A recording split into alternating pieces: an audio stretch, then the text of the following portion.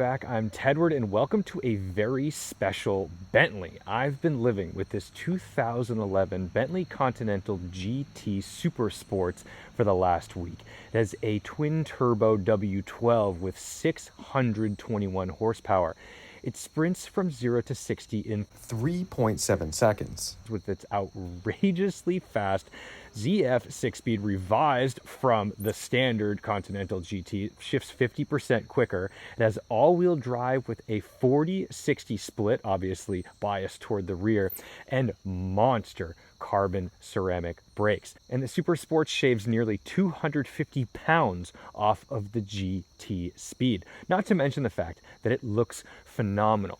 But this car is incredibly important. The Continental GT is almost solely responsible for the success of Bentley in the modern era. We need to go back in time a little bit to when Bentley and Rolls-Royce were bought and split up by Volkswagen and BMW. Mercedes is reinventing the Maybach brand, bringing out the 57 and 62. BMW is taking their Rolls-Royce purchase very seriously, and they're going to roll out the Phaeton, a bespoke Rolls-Royce chassis with a BMW powertrain. And then there's Dr. Piech, or however you want to pronounce his name. Instead of reinventing Bentley and saying, hey, we're going to go take this brand to the next level, puts a ton of money into Volkswagen to create the Phaeton. There is no Continental GT without the Volkswagen Phaeton. And this isn't some mistake. This is sleight of hand in putting money under the correct umbrellas. Because in 1998, Bentley's sales were 400 cars. They delivered 400 cars globally, okay? And by 2003, when the Continental GT came out, they sold 7,400. That is major. But because Bentley was such an ailing and failing brand at the time, not keeping up with the hot technology of its peers, I can't imagine the board would have been too happy if they spent $1 billion designing a car that's not even coach built. That sort of goes against the brand. This is a mass-produced car. So instead, Dr. Piech goes and makes the Phaeton, a V8 and W12 high-end, nearly $100,000 Volkswagen. Big luxury. And a lot of people see that car as a failure. But what they fail to see is that Volkswagen D1, the Phaeton, paved the way to create this, which is the revival of the Bentley brand and image. You may look at the Phaeton and say, what a failed, expensive Volkswagen. I look at it and say, what a great use of corporate funding, burying the research and development money in Volkswagen where it's barely seen, and then using all of that tech to infuse into reviving the Bentley brand into what it is today. So let's take a look around this car. The Supersports is gorgeous. This is glacier white over beluga. And some of you may see little chipmunks running out from the wall. When I had the Wraith here under the same ownership as this, so many people commented saying there's a rat coming out of my wall. I don't know where you guys live. We don't have rats. We have chipmunks, and they just kind of hide in the suspension before they run off to under the shed. Don't worry, they're not chewing the wires. Now remember, the Supersports is a performer, so gluing us to the road is a 275 section tire on a 20-inch wheel, a beautiful wheel at that. I love these in black.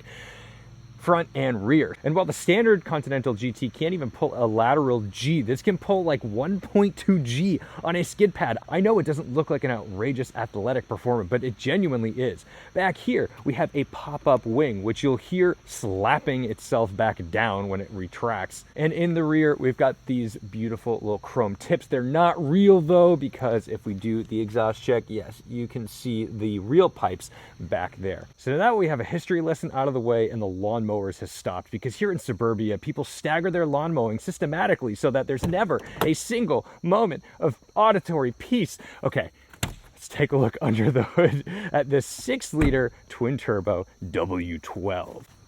Oh good, another lawnmower. Anyway, to get under the hood, it's actually pretty tricky. So you get under here, and then you pull the B. You pull the Bentley B. And up she goes on the struts. Now, the benefit of a W12, which is like two VR6s kind of smushed together, is space savings. This allows us to get this 6-liter W12 in a pretty compact position. And for this all-wheel drive system, it's got to be set up properly to make room for this entire drivetrain. But what you can tell is how far forward in very Volkswagen fashion this engine is. Pretty much all of it is very much in front of the front axle. Like, holy cow.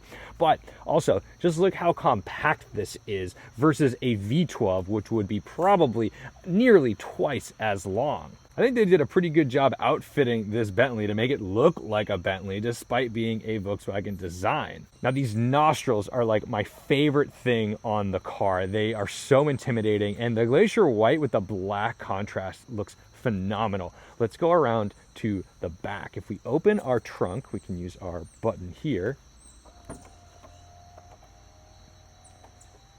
You can see that I have certainly been living out of the car. I always keep a bunch of sweatshirts in the car because if I go running in something with a nice interior, I like to cover the seats so no sweat gets down there. But anyway, here we have the original window sticker, or a copy of it. You can see that the original MSRP of this car was $280,000. That's about $100,000 shy of the Wraith that we had in the driveway just last week. And since you'll be living in a hellscape of sound pollution, the Bentley is an oasis of solitude. Check out the double pane glass. And by the way, these roll down. So we have a B-pillarless car when you put all of the glass down. And you couldn't put all of the glass down and up with the touch of one button, which I find very cool. Now, if you think that I had a speech impediment when I said Supersports, referring to a singular car, you'd be wrong. There is an S. Yes, this is a Supersports, not a Supersport. Supersports. A keen eye might also notice that this has the comfy luxury seats because the Supersports come standard with the sport seats. They're actually manual. These are not, and it has nice lumbar support. In addition to that, we get rear seats. They did not come standard with rear seats. I think there's even like a carbon fiber crossbar that would come through here to block that off even more. But look at how cool these rear seats cradle you. I think this might be the move because who the heck cares if you add a tiny bit of weight to your Bentley? You might as well be able to put 4 whole people in it. Everything feels so solid and nice in the car. Oh man, this is great. And then, let's see, does this pop down? Is this just a nightmare? How does this work? That's hard to do. That's genuinely hard to do. There is an armrest here. You've got a leather flap for your ski pass because, of course, you'd be adventuring and utilizing your Bentley to go everywhere and anywhere because all-wheel drive. You might as well take it up into the mountains. The headliner is gorgeous in Alcantara, and you have this cool center divider of leather leading up to this little head unit with this cool carbon fiber trim. There's carbon fiber trim everywhere, but more importantly, all this nice deviated stitching with Alcantara diamonds. Yes, that's nice. They've made it feel premium with aluminum everywhere. And this is actually really trick. Just the little, it's so simple. It's not like a big folding thing like you find in most cars. That's really cool. But who the heck wants to sit in the back seat of a Bentley? Let's jump in the driver's seat and take it for a drive. Inside, we have a really clean dash layout with analog tach and speedometer with our kind of hard to see water temp and fuel gauge down here.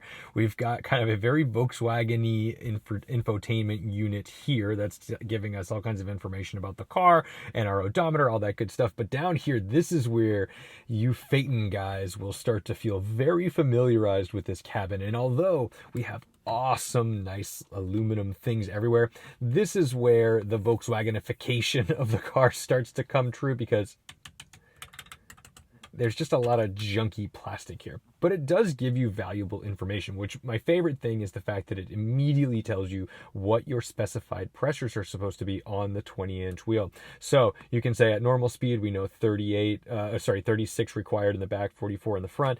You can say high speed, maximum speed. It'll tell you all the things you need to do, which is good with the actual pressures in the tires.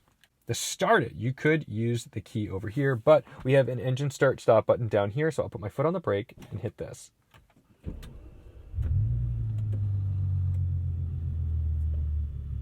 A very proper W12 starting sound, or, you know, with a V12 and W12s. It's a big engine. You get that great sound. It's my favorite thing in the world, is just that startup sequence of a 12-cylinder. Now down here, we can put our little wing spoiler up or down. We've got heated seat controls, but right here, this button right here is the suspension control. So that's going to allow us to use this to go from comfort to sport. There's 4 settings. This is an air suspension, and it does the job pretty darn good. It's revised from the GT Speed, so I believe this gets a little bit stiffer. So why don't we go ahead, put it in somewhat sporty, and take it for a drive. We're all warmed up. Let's get this off the line, or roll into the throttle a little bit, because it is so satisfying.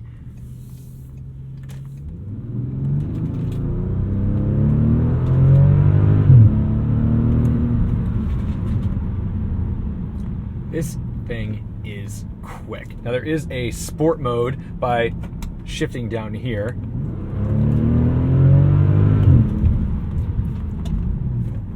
And I don't know if that changes anything in terms of like shift intensity, but it certainly keeps it in a lower gear and ready to party. Turbos spool up very quickly. There's not much delay, but you've also got the brunt of a 6-liter W12 to help carry you through. There's no replacement for displacement, so you're not waiting for some tiny little engine to supplement those turbos. No. There's still plenty of grunt within that W12, as we know in the Phaeton, because the Phaeton still has over 400 horsepower. Now, one of the cool things about this car is how solid it feels. And that it's kind of a bargain, because if you get, not the Supersports. The Supersports, well, I guess relative to its initial MSRP, these are around $70,000-ish, whereas a early first-gen GT can be had for in the realm of $40,000 to $50,000 for like a 20,000-mile car. That's really crazy. And yes, they are not cheap to maintain, but because this was like a Volkswagen creation, every Bentley part number in this car has a relative Volkswagen part number. So if you are an adept mechanic, you'll be just fine, because you just go ahead and reference the Volkswagen part numbers, order those, and as long as you don't need to have the Bentley part number in your Bentley, you can fix the car. Or if you have an adept independent mechanic who can deal with these cars, sure, your Bentley dealer will charge you $7,000 for a serpentine belt job, but you can do that for a heck of a lot cheaper with a skilled fellow down the road if he's a friend.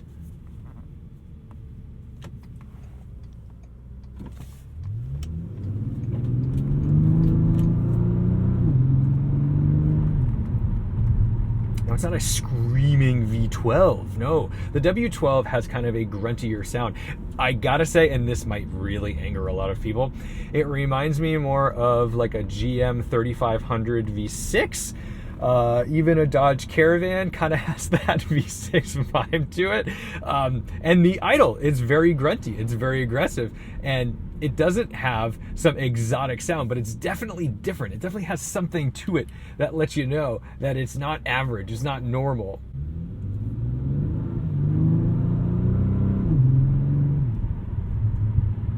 The ZF 6-speed makes the car perfectly drivable.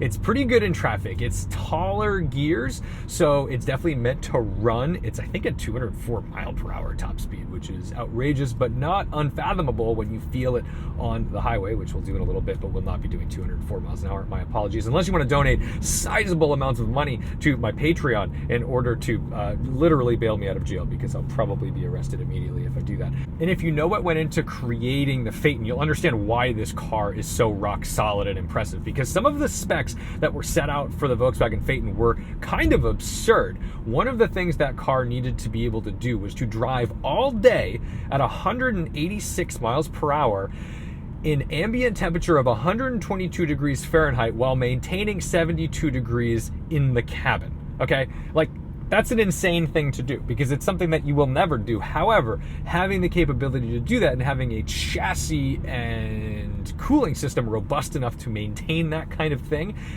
that's what makes something feel overkill. And this Bentley feels overkill. Let's talk dynamics. The chassis feels rigid, it feels solid, it feels like it wants to eagerly switch directions for me, which I am pleasantly surprised at. I always thought these things were going to be just big, brutal lumps. I mean, I'm sure the Supersports is a heck of a lot more darty than the standard cars, but it feels so much more connected than I anticipated, but without missing out on the Bentley-ness of it all. It needs to still be luxurious. The steering, it's light, but it's communicative. I can feel the granularity of the textures of the road through my fingertips. And again, that's something that can easily be overly masked in luxury sports cars, where suddenly you've got a thing that's capable, that has incredible brakes, that has 600 horsepower, but then you can't feel anything. Very dangerous. This is not dangerous. This is more sports car than you would anticipate. The size of the vehicle, it's perfect. I think in 2003 when this came out, it probably felt kind of big. It felt like a big sporty thing. But by today's standards, this is not a large car. This fits in, and it certainly fits in all the parking spaces. The new third generation Continental GT is enormous. That's a car that you really need to think about when you park. This, I can maneuver this just about anywhere. Behind the steering wheel, there are these giant paddle shifters.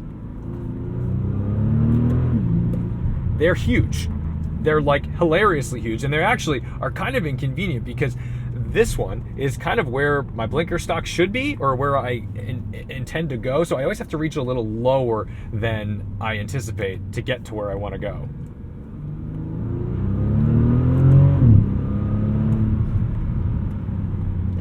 Just a beautiful wave of torque.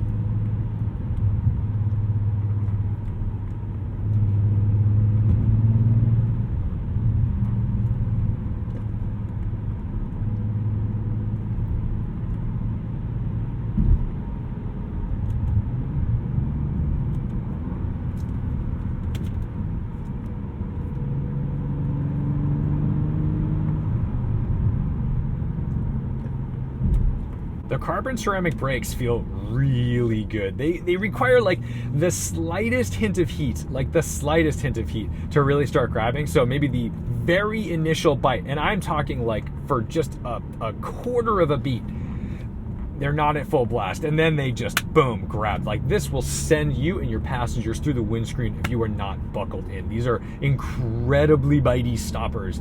And again, this is one of those weird things where I never knew how capable these cars were until I drove it. I really was just expecting to spend a fairly average week with a fairly average mass-produced Bentley, and it has the provenance of a Bentley with the part costs of a Volkswagen. This guy does not stand a chance.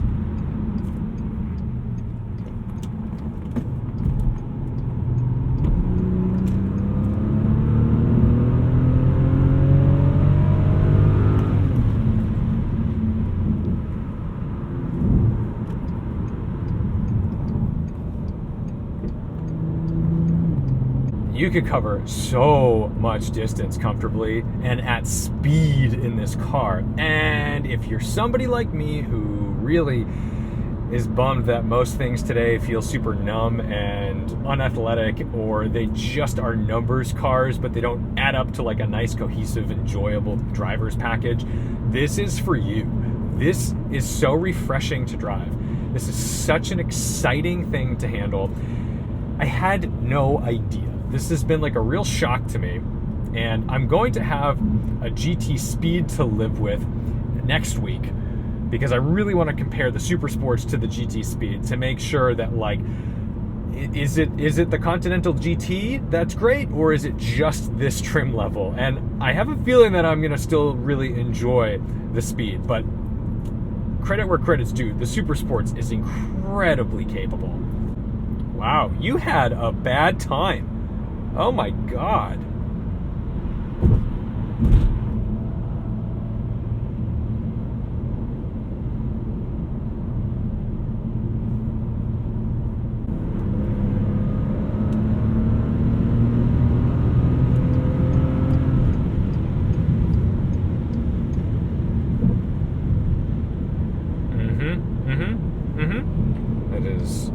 is quite good, quite acceptable behavior. We've got our little wing up, and when it closes, you'll hear like a thunk. So as I lumber my way off the highway, I have to thank the Depreciation Society for lending me this car for the week. This has been a real eye-opening experience. This has been a blind spot in my automotive knowledge as far as driving abilities. My goodness, it's good. Thank you guys so much for watching, liking, commenting, and subscribing. I'm sitting in the most boring traffic in the world, but that's one of the nice things about a Bentley, is that even when you're in boring traffic, you're never bored because you're in a great place. I have a Breitling clock to tell me that I don't actually have anywhere to be, and the time is mine. Thank you so much for watching, liking, commenting, and subscribing. Don't forget to respect the drive, and I'll see you in the next one.